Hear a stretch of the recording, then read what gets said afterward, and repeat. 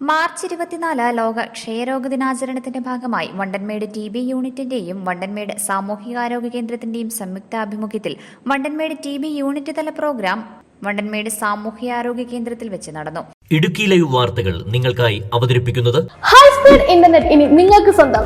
Jio air fibre വെറും 599 രൂപയ്ക്ക്. ഇതിന്റെ ഭാഗമായി അണക്കര പ്രത്യാശ ഭവൻ വിദ്യാർത്ഥികളുടെ ബാൻഡ് മേളത്തോടെ ക്ഷയരോഗ ദിനാചരണ റാലിയും നടന്നു. Rally Puttady panchayat high school headmaster Sethunath flag off ചെയ്തു.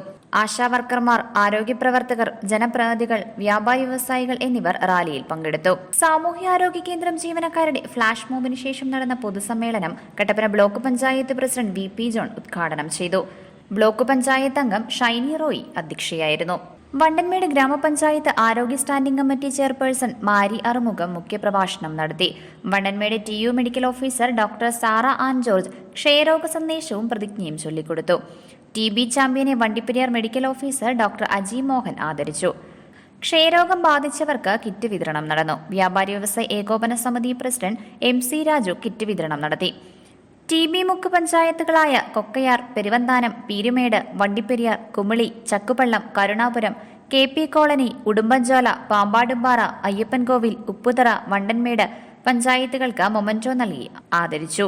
ക്ഷയരോഗ ബോധവൽക്കരണ ലഘുനാടകം വണ്ടൻമേട് CHC ജീവനക്കാർ അവതരിപ്പിച്ചു. സീനിയർ നഴ്സിംഗ് ഓഫീസർ ബോധവൽക്കരണ ഗാനം ആലപിച്ചു. വിവിധ പഞ്ചായത്തുകളിലെ മെഡിക്കൽ ഓഫീസർമാർ, ഹെൽത്ത് ഇൻസ്പെക്ടർമാർ, Upputhara PRO Arun, Vandanmedu DRT BHIV coordinator Bindu TK, Vandanmedu health inspector Ubas W Miranda എന്നിവർ സംസാരിച്ചു. Idukki live news Kattappana. Idukki live വാർത്തകൾ നിങ്ങൾക്കായി അവതരിപ്പിച്ചത് ഹൈസ്പീഡ് ഇന്റർനെറ്റ് ഇനി നിങ്ങൾക്ക് സ്വന്തം.